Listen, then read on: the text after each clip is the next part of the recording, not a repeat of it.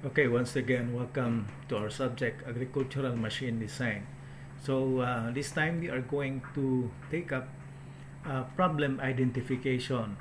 No, so um, I'm really sure na some of us know when you graduate, you will not be landing to an agricultural engineering related work. Maybe some of you will be working in a private company which will be working on design of mga products like that. So let us consider ourselves now. Maybe we are working in a design company to develop products now for business. Now in the business situation, there will be lots of ideas, concept of a product or design. No? So from the many ideas, it will like just a stream of water, no, and going into the pipeline, and then going into smaller pipes, no, with filters, no, and these filters represent key decision points in the design evaluation process, where candidate designs are evaluated by panel of reviewers or overseeing product development for the business unit. No, so candidate designs are rejected when they fail to meet one or more of the engineering or business objectives of the unit. So they will consider the technical as well as the business. No, meaning to say they are interested also of profit. No, so the design process only proceeds into concepts generations once the product is so well described that it has met with the approval of groups of technical and business discipline specialists and managers. So most of these people are corporate mga leaders, no, or they are going to decide on the concept. So this review groups include the research and development division of the corporation, and may also include employees, no, when anywhere in the company, as well as customers and key suppliers. No. So the first step in solving a problem is knowing what is really the problem.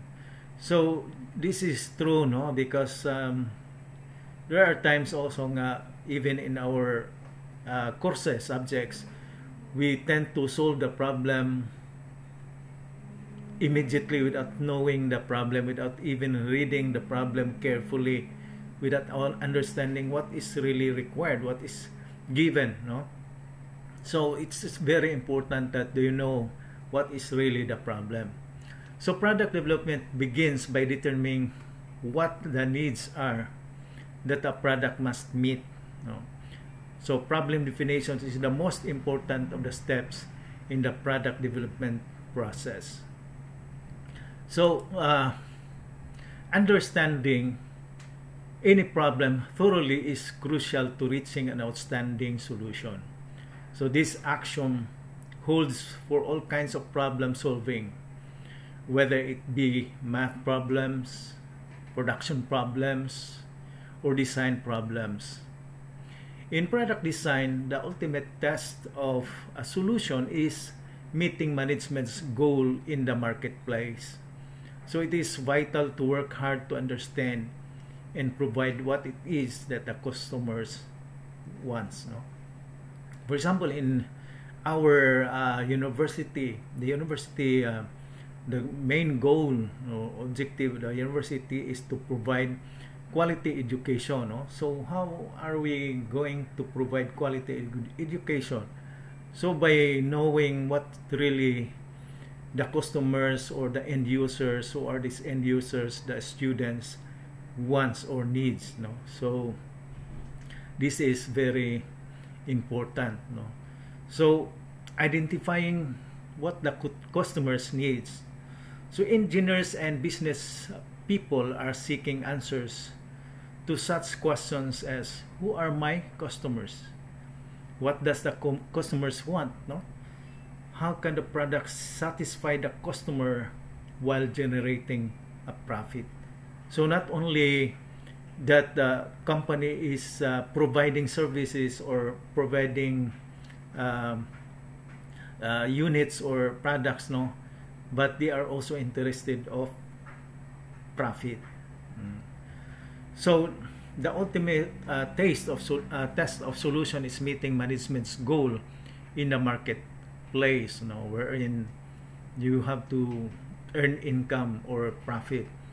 So it is vital to work hard to understand and provide what it is that the customer wants, you know. So who are our customer? You know? Webster Dictionary defined customer as one who buys the product or services. So other definition also are said that these are the people or organizations that buy what the company sells because they are going to be using the product. So they are the end users, no? So that's another term for customer. So they are the end users. However, this includes the end users who are also making their own purchasing decisions. No, so anyone who receives or uses what an individual or organization provides. So not only that they are the end users, but they are also those who have the power to decide. No, for example, parents. Ang parents mo palit o clothes sa ilang mga anak, sa ilang pagkaon, or even cellphone, no, kay mga bata pa. But the decision is from the parents, no, but the end users are not the parents but the children. So here, therefore, both customers and those who influence them must be consulted to identify needs the new product must satisfy. No? So not only the end users, but also those who have the power to decide, no, in buying your product. So the needs of customers outside of the company are important to the development of the product design, specifications for new or improved products. So customers that are outside the company, meaning to say the end users or mga buyers, no? A second set of critical constituents are the internal customers, such as a company's own corporate management, manufacturing personnel, the sales staff, and field service personnel must be considered. No, so these people inside the company, you're going also to consider or ask what they need or want for that kind of product that you are developing. No, so these are the internal customers. So the term customer implies that the person is engaging in more than just a one-time transaction. So every great company strives to convert its new buyer into a customer for life by delivering quality products and services. So this is really the goal of the company. A person or a buyer will become a forever customer, no, by patronizing your product. No. So, how are we going to know the needs or what the customer wants? No? So, here we have different techniques, no, to gather information. So, the first one here is interviews with customers. So some corporations have accounts teams whose responsibility is to visit key customer accounts to probe for problem areas, and to cultivate and maintain friendly contact. So they report information on current product strengths and weaknesses that will be helpful in product upgrades. No? So the key questions to ask are, what do you like or dislike about this product? So mao ni kasagaran pangutana no. If you have a cell phone, maybe they will ask you, what do you like about this cell phone, or what do you dislike about this cell phone? So what factors do you consider when purchasing the product? Unsay mga factors nga imo gi-consider no when you purchase this product? What improvements would you make to this product?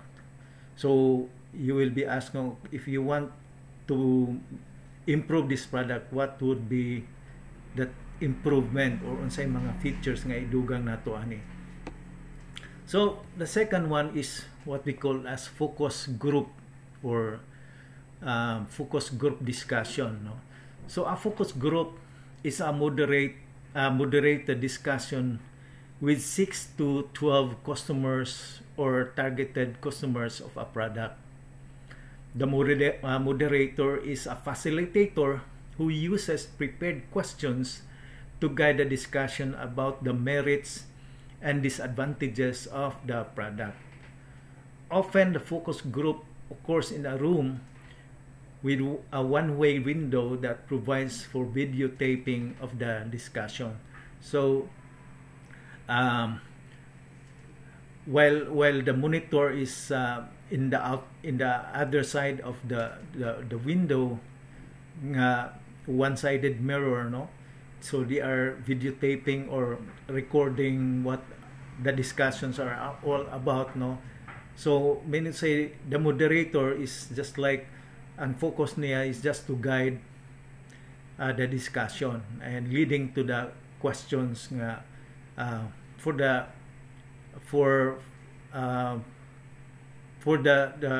panelist or kaning mga customers to provide the information, especially on the product that you are providing.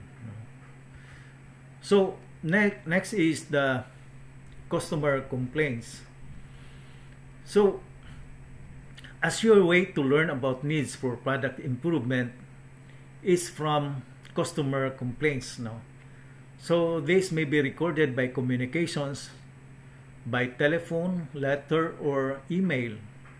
So to a customer information department, service center, or warranty department, or a return center at a larger retail outlet. So may balaan gyud nato kung unsay mga problema sa atong mga products because of the customer complaints. Kung daghag complaints, meaning to say daghag problema ang imong product, or what specific part of the product nga daghag problema, no? So customer complaints. Next is the warranty data. So product service centers and warranty departments are a rich and important source of data on the quality of an existing product. Statistics on warranty claims can pinpoint design defects, no? So asa dapita dito ang defects, unsay kanunay ipa-repair. So these are information that are very important for the development of the product into more improved product, no? So warranty data. So next one is the customer surveys. So what is this customer surveys? A written questionnaire is best used for gaining opinions about the redesign of existing products or new products that are well understood by the public. So this is a written questionnaire, no, sent to different end users or customers. So other common reasons for conducting a survey are to identify or prioritize problems and to assess whether an implemented solution to a problem was successful. A survey can be done by email, by mail, telephone, or in person. So, based from our experience or experience from other people, especially sa mga extensionists, no? Especially here in the Philippines, kining customer surveys is quite problematic, no? Kay especially when you are sending the questionnaire, niya dili nimo pakapinan og return unsa ni sobre or pakapin nga kwarta nga pang mailing. Most often about only a few percent will be returned to you, no?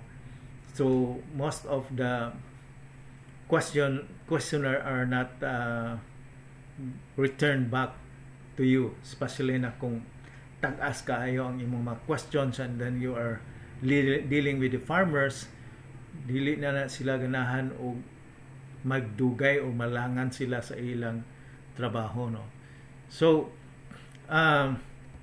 here we will be dealing about constructing a survey instrument, no? How to create an effective survey. So it requires the following steps. So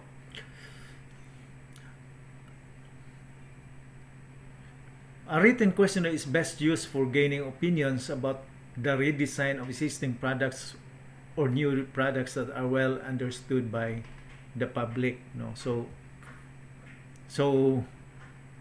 number 2 is you have to determine the type of data collection method to be used, no? So unsa nga type of data collection method to be used.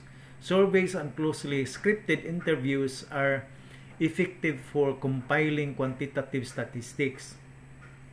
Focus groups or free-form interviews are useful for collecting qualitative information from current and targeted customers.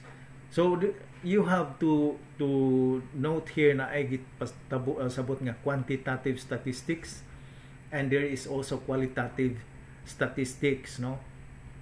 So unsa man ning ipasabot aning qualitative o quantitative? Quantitative kanang statistics are quantitative kaning sort of questionnaires are kanang pwede nimo ma-rate by numerical values, no? But for qualitative information like what's the degree of your likeness of the product, it deals on how strong are they likely to buy again the product. So it's more on kanang behavioral, no? So especially sa mga extensionist or mga mascom nga mga or divcom nga mga type of research, it deals with qualitative information, no? But for us in the engineering, most likely we are dealing on the quantitative statistics, no? So that is determining the type of data collection. Unsa man nga type ang imo, qualitative or quantitative ang data nga imo i-collect, no? So number 3 is identify what specific information is needed. So each question should have a purpose for eliciting responses to inform on specific issues, no? So you should have more question than the absolute minimum. So each question should focus on a specific information that you wanted to know, no? So dili ingon nga magpaligoy-ligoy ka, no? You should have more questions than the absolute minimum. Pero dili pod so much nga laaya na ang mga respondents kung maabot nag 30 minutes, maabot nag 1 hour, no? So laaya na gina sila ana, no? Then you have to design the questions. Now, each question should be unbiased, unambiguous, no, clear, and brief. So there are three categories of questions. Number one is attitude questions, which deals with how the customers feel or think about the something or about the product. The second group is knowledge questions, no, which questions to determine whether the customers knows the specific about a product or service. So it deals with just information, no? And three is behavior questions, usually contain phrases like how often or how much or when, no? So it deals with the feeling, no? So this is how you are going to design the questionnaire. So here we will be dealing with general rules or in writing questions. So do not use jargon or sophisticated vocabulary. So just simple, no? Simple vocabulary that this will be understood. Or if so these are we are dealing about questionnaire, no? So focus very precisely. So precise, no, direct to the point. Every question should focus directly on one specific topic. So dili na compound sentences, no, nga moabot og sa paragraph ang imong question, but it should be just one sentence and direct to the point, or maybe two sentences but direct to the point. So use simple sentences. Two or more simple sentences are preferable to one compound sentence.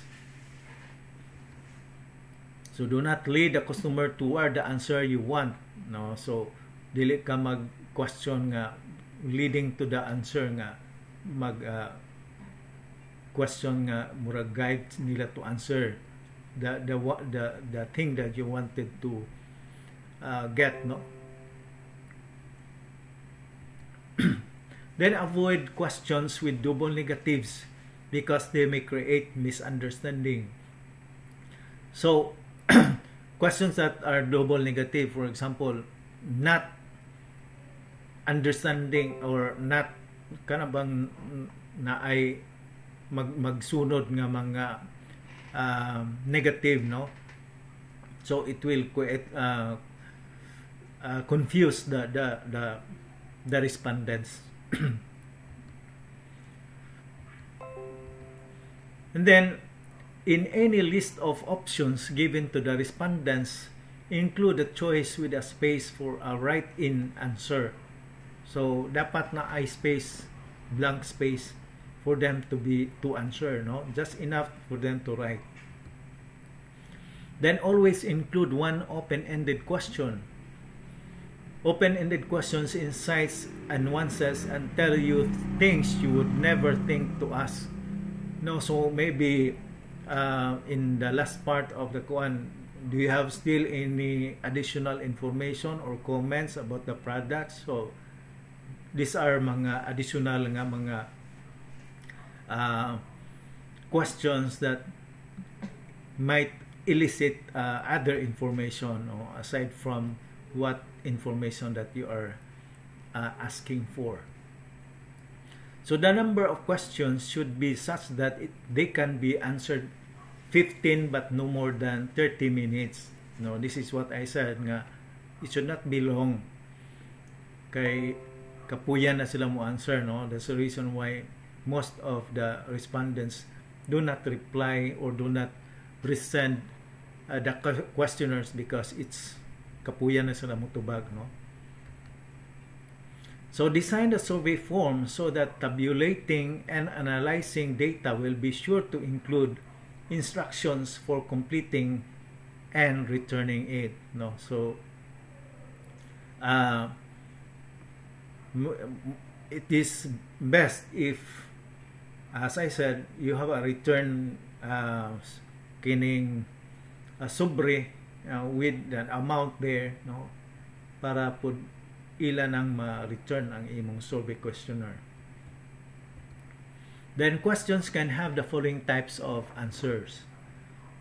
it can be yes, no, or don't know. So it can also be a Likert type rating scale made up of an odd number of rating responses, strongly disagree, mildly disagree, neutral, mildly agree, or strongly agree, no? So kanang 5 nga rating scale.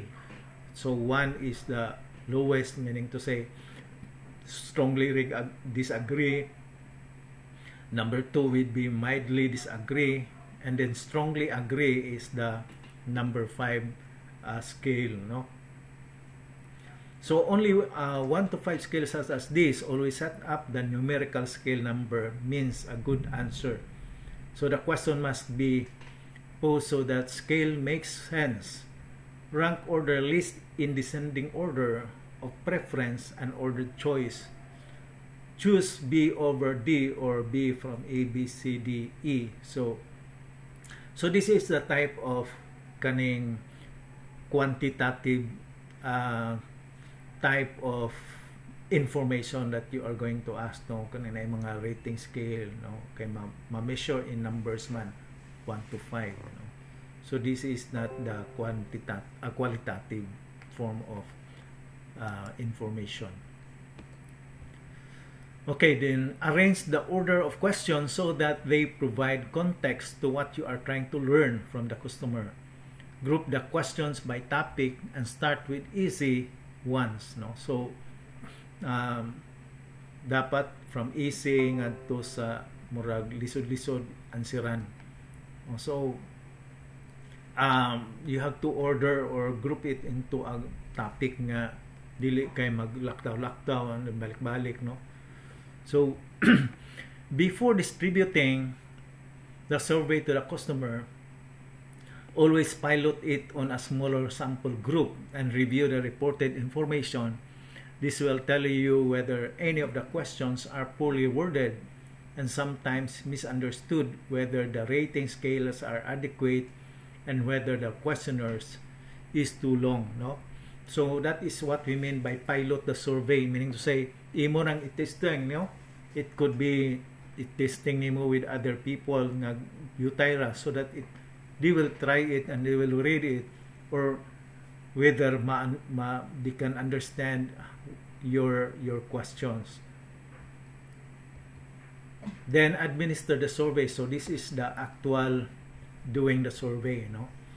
Key issues in administering the survey are whether the people surveyed constitute a representative sample for fulfilling the purpose of the survey, and what size sample must be used to achieve statistically significant results. Answering these questions requires special expertise and experience. Consultants in the area of marketing should be used for really important situations, no? So in this case, for example, specifically if you are doing research, no? So you have to ask statisticians before conducting the survey how many samples that you can get, no? For example, if you expect about 10,000 people around the country are using the product, so it's very costly kung ang 10,000 persons inyo nang padalhan og survey forms, no? But maybe just a sample on it, meaning to say just a portion, pila ka percent. So that statisticians will tell you what's the standard amount or persons or samples that will be taken in order that it is acceptable statistically, no? Okay, so that's all. Thank you very much for watching.